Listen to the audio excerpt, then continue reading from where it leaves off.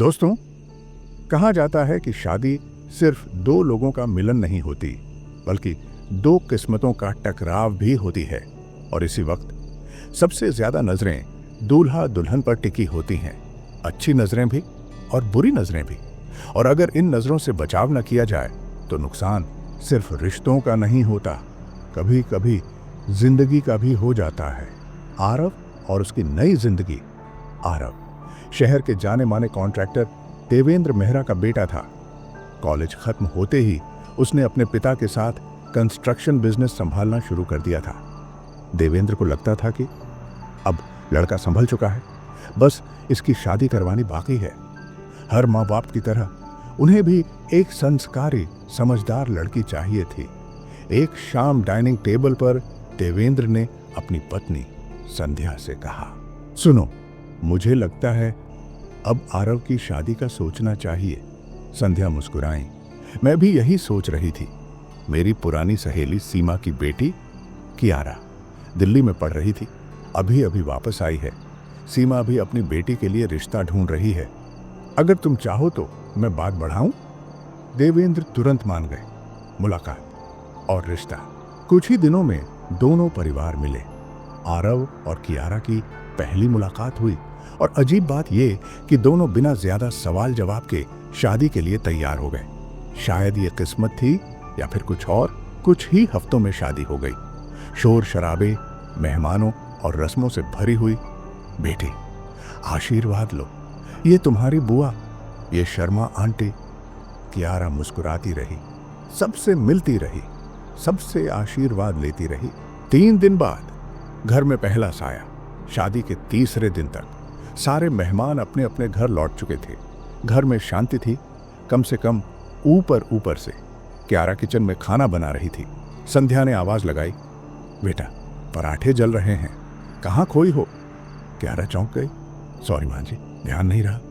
संध्या मुस्कुराते हुए बोली, कोई बात नहीं, वैसे भी आज बाहर तूफान आने वाला है, किचन की खिड़की बंद कर देना। संध्या जैसे ही बाहर गई, खिड़की से आती तेज हवा ने कियारा के बालों को बुरी तरह उड़ाना शुरू कर दिया। लेकिन उसके साथ कुछ और भी बदल गया। उसकी आंखें एकदम गहरी लाल हो गईं। उसके होठों पर धीमी डरावनी मुस्कान फैल गई, मानो कोई अदृश्य चीज उसकी रूह को खींच रही हो। कुछ सेकंड बाद सब कुछ वैसा ही सामान्य हो गया, जैसे कुछ हुआ ही ना हो।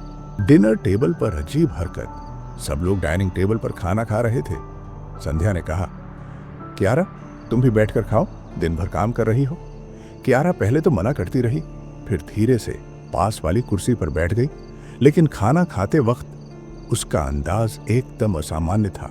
वह ऐसे खा रही थी जैसे किसी को वर्षों बाद खाना मिल रहा हो, जैसे पेट नहीं, कोई खाली अंधेरा भरना हो। उसकी उंगलियां कांप रही थीं और उसकी सांसें मानो किसी और की लग रही थी। सब हक्के बक्के उसे देखते रहे, लेकिन किसी को समझ नहीं आया कि नए घर में आई ये बहू असल में कौन है। कहानी यहीं से डरावनी होने लगती है। कियारा का ध्यान सिर्फ और सिर्फ खाने पर था, जैसे उसे बाकी दुनिया से कोई मतलब ही ना हो। संध्या ने कहा, बेटा, धीरे खाओ, इतनी जल्दी क्या है? लेकिन कियारा ने जैसे उनकी बात सुनी ही नहीं। वह अजीब तेजी से खाना निगल रही थी, जैसे किसी ने उसे महीनों से भोजन न दिया हो। कुछ ही मिनटों में वह पूरा खाना अकेले खत्म कर देती है। टेबल पर सन्नाटा छा जाता है। देवेंद्र चौंक कर बोले, कियारा, तुम ठीक हो? कियारा कोई जवाब दिए बिना अचानक कुर्सी से उठती है और तेज कदमों से कमरे से बाहर चली जाती है। संध्या हैरान रह जाती है। ये लड़की को क्या हो गया? दिन भर तो बिल्कुल सामान्य थी। आरव धीमे स्वर में बोला, माँ, शाम को जब ये खाना बना रही थी तब भी ये कुछ अजीब लग रही थी, जैसे ये हमारे बीच होकर भी यहाँ नहीं थी। देवेंद्र बीच में बोले, छोड़ो भी, नई दुल्हन है, नया घर, नए लोग, कहीं मन में कोई बात होगी, हम शायद ज्यादा सोच रहे हैं। आरव, तुम जाओ, आराम करो। रात का साया। आरव अपने कमरे में पहुंचा। कियारा खिड़की के पास खड़ी अंधेरे बाहर झांक रही थी। कियारा, क्या देख रही हो? कोई जवाब नहीं। आरव पास गया। अगर कोई परेशानी है तो मुझसे कह सकती हो, अचानक कियारा मुड़कर चीखी, छू मत मुझे। आरव घबरा गया। कियारा, क्या हुआ? लेकिन उसकी चीख और उग्र हो गई। दूर रहो, मैंने कहा दूर रहो। और अगले ही पल उसने उसे जोर से धक्का देकर नीचे गिरा दिया। आरव ने जैसे ही ऊपर देखा, उसकी रूह कांप गई। कियारा की आंखें पूरी तरह सफेद, उसके बाल चारों तरफ बिखरे हुए, चेहरा किसी परछाई की तरह डरावना। कुछ ही घंटे पहले जो लड़की शर्मिली और शांत दिख रही थी, अब बिल्कुल किसी और रूप में थी, मानो उसके अंदर कोई और मौजूद हो। आरव डर कर कमरे से बाहर भाग गया। इस वक्त माँ पापा को जगाना ठीक नहीं, सुबह सबको बताऊंगा। उसने बस इतना ही सोचा और वह पूरी रात डर के साए में जागता रहा। अगली सुबह संध्या बोली, कियारा कहाँ है? माँ छत पर कपड़े सुखा रही है। संध्या ने आरव के चेहरे पर तनाव देखा। तू परेशान लग रहा है बेटा, कुछ हुआ था रात को? आरव का दिल धक से रह गया। वह जानता था आज जो भी कहेगा घर की शांति टूट जाएगी। आरव ने रात की सारी घटना कांपती आवाज में अपनी मां संध्या को बताई। संध्या सुनकर सन्न रह गई। ये सब नई दुल्हन के साथ? मुझे नहीं लगता ये सामान्य बात है आरव। उनके चेहरे पर डर साफ दिख रहा था। मुझे लग रहा है कि आरा पर किसी परछाई का असर हो चुका है। आरव चौंक कर बोला, मां आप कहना क्या चाह रही हैं? कोई बुरी आत्मा? संध्या ने गंभीर होकर कहा, हाँ बेटा, लेकिन तू घबराना मत। मैं अभी पंडित शिव प्रसाद जी को बुलाती हूं, वो ऐसे मामलों को समझते हैं। आरव काम पर चला गया, पर दिमाग उसी रात की हरकतों में उलझा रहा। शाम 6 बजे एक अनहोनी शाम को अचानक उसका फोन बजा। आरव जल्दी घर आ, तेरी मां के सिर पर चोट लगी है। आरव बिना एक पल गंवाए घर भागा। कमरे में पहुंचते ही उसने संध्या को बेड पर लेटा पाया। उनका माथा पट्टी से ढका था। मां, ये कैसे हुआ? संध्या ने धीमी आवाज में कहा, आज सुबह मैं कियारा को दिखाने पंडित जी को लेकर उसके कमरे में गई थी, और फिर जो हुआ वो मैं कभी भूल नहीं सकती। पंडित के सामने कियारा का असली रूप। जैसे ही पंडित जी कमरे में गए, उन्होंने घर में तीव्र नकारात्मक ऊर्जा महसूस की। मैंने कहा, पंडित जी जरा बहू को देख लीजिए। कियारा हमारी तरफ पीठ की बैठी थी, लेकिन जैसे ही पंडित जी पास आए, वो धीरे धीरे मुड़ी। उसकी आंखें सफेद, चेहरा विकृत और होठों पर एक भयानक मुस्कान। संध्या के शब्द कांपने लगे। वो चीखी, भाग यहां से, तुम्हारी औकात नहीं है मुझे छूने की, मौत को बुलाना मत। कियारा का स्वर कियारा जैसा था ही नहीं, वो किसी और का था, एकदम भारी, खौफनाक। पंडित जी समझ गए कि किसी प्रेत शक्ति ने उस पर कब्जा कर लिया है। वो मंत्र पढ़ते हुए उसके सिर पर हाथ रखने लगे। कुछ सेकंडों तक कियारा तड़पती रही, फिर धीरे धीरे शांत होने लगी। लेकिन तभी वो अचानक शैतानी हंसी हंसकर बोली, तू कुछ नहीं कर सकता, ये मेरा है, मैं इसे लेकर जाऊंगा। और इससे पहले कि हम कुछ समझ पाते, कियारा ने मुझे जोर से धक्का दिया। मैं दीवार से टकरा गई। कियारा को बांधना पड़ा। पंडित जी ने तुरंत अपनी थैली से पवित्र राख निकालकर उसके ऊपर फेंकी। कियारा दहाड़ मारकर जमीन पर गिर गई और बेहोश हो गई। पंडित जी बोले, ये बस थोड़ी देर के लिए शांत है, इसे बांध कर रखें, कभी भी जाग सकती है। हम सब उसे स्टोर रूम की कुर्सी पर बांध ही रहे थे कि तभी कियारा की आंखें फिर खुल गईं। वो गुर्राकर चिल्लाई, तुम सबको नहीं छोड़ूंगी। और उसने फिर मेरी तरफ हमला करने की कोशिश की। किसी तरह पंडित जी ने उसे स्टोर रूम के अंदर बंद कर दिया। अब क्या होगा?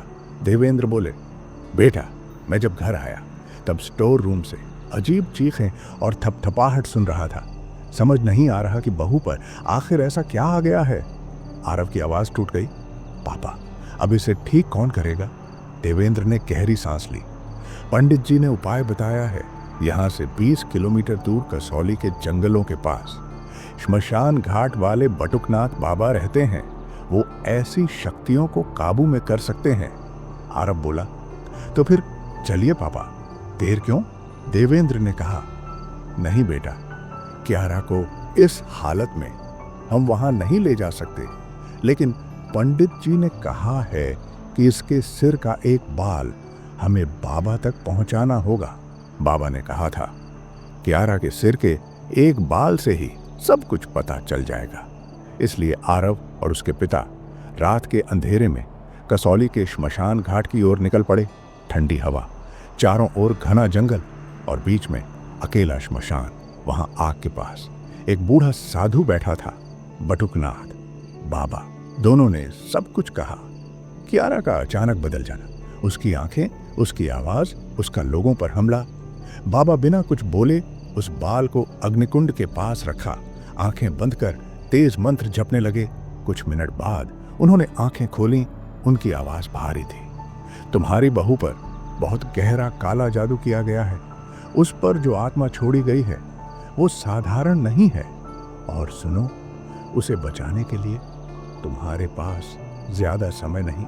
आरव घबरा गया। कौन किया बाबा, और हम उसे कैसे बचाएं? बाबा बोले, किसने किया यह मैं नहीं बता सकता, पर मैं उस दुष्ट प्रेत को तुम्हारी बहू से हटाकर उसी पर वापस भेज सकता हूं जिसने यह सब किया है। देवेंद्र ने हाथ जोड़ दिए। बाबा, बस हमारी बहू ठीक हो जाए। घर लौटते वक्त, कार में लौटते हुए आरव की आंखों में गुस्सा था। पापा, जिसने मेरी पत्नी को इस हाल में पहुंचाया है, मैं उसे छोड़ूंगा नहीं। देवेंद्र ने कहा, सजा उसे खुद मिलेगी बेटा, वो पाप बिना लौटे नहीं रहेगा। घर में खामोशी। घर पहुंचते ही संध्या बेचैन खड़ी थी। बेटा, स्टोर रूम से अब कोई आवाज नहीं आ रही, पर मैं अकेले दरवाजा खोलने से डर रही थी। आइए मां, हम देखते हैं। जब दरवाजा खोला, कियारा बेहोश पड़ी थी। कमरे की दीवारों पर नाखूनों के निशान और चारों ओर टूटी चीजें। उसे उठाकर बेड पर लिटाया गया। अगली सुबह सूरज की हल्की किरणें कमरे में आईं और कियारा की आंखें खुली। उसने सामने आरव, संध्या और देवेंद्र को खड़ा देखा और चौंक गई।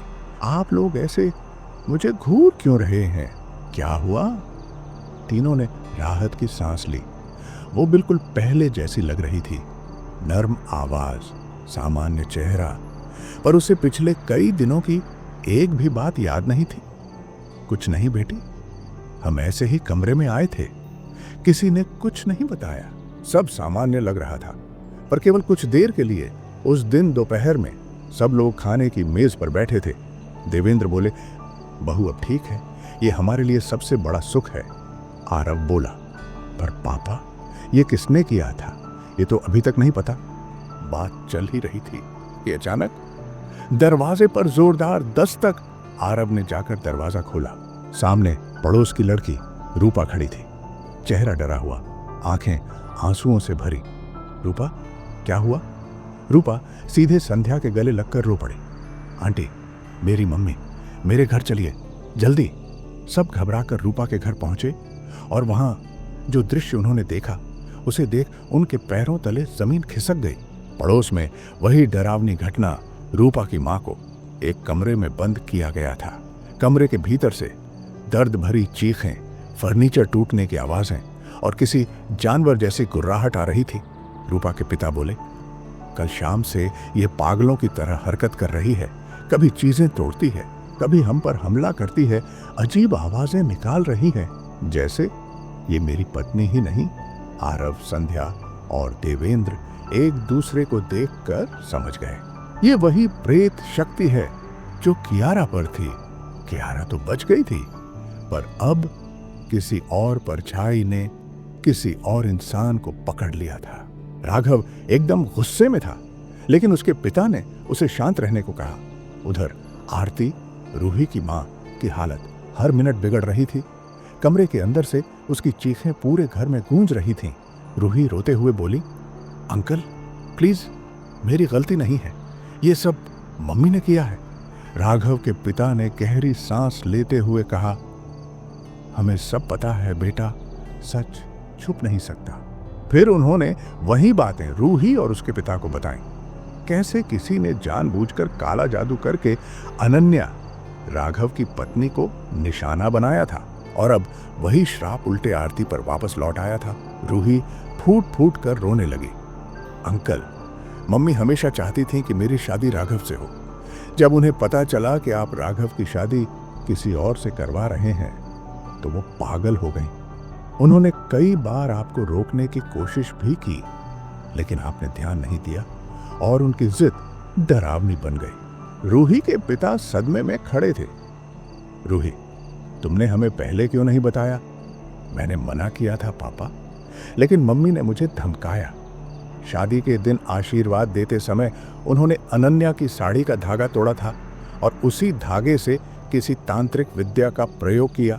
वो चाहती थीं कि अनन्या का जीवन बर्बाद हो जाए ताकि राघव मुझसे शादी कर ले। सबके चेहरों पर सन्नाटा छा गया। अब सब समझ चुके थे यह सिर्फ जलन नहीं थी, बल्कि पागलपन की हद तक पहुंची हुई नफरत थी। आरती की हालत डरावनी होती जा रही थी। वो कमरे में बेतहाशा चीजें तोड़ रही थी। कभी दीवारें खंजर की तरह नोचती, कभी झटके से दरवाजा पीटती, कभी अजीब जानवरों जैसी आवाजें निकालती। राघव की मां धीरे से बोली, ये इंसान जैसे नहीं लग रही, ये कुछ और बन रही है। दिन बीतते गए। डॉक्टर, पंडित, तांत्रिक, सबको दिखाया गया, पर आरती की हालत में जरा भी सुधार नहीं हुआ। कभी कभी उसकी आवाज इतनी भारी हो जाती कि लगता मानो किसी और पुरुष की आत्मा बोल रही हो। कभी वो इतनी ताकत से चीखती कि खिड़कियां हिल जाती। कभी वो खून जैसी लाल आंखों से दरवाजे की दरारों के बीच से झांककर डरावनी मुस्कान देती।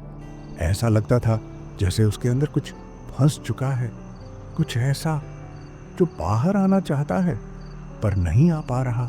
दोस्तों, ये कहानी यहीं खत्म होती है, पर एक बात याद रखना, काला जादू, श्राप, तांत्रिक क्रियाएं, ये सब सिर्फ सुनी सुनाई बातें नहीं हैं। अगर कोई गलत इरादे से इन चीजों को छुए तो उसका अंजाम हमेशा बर्बादी होता है। और आरती का क्या हुआ?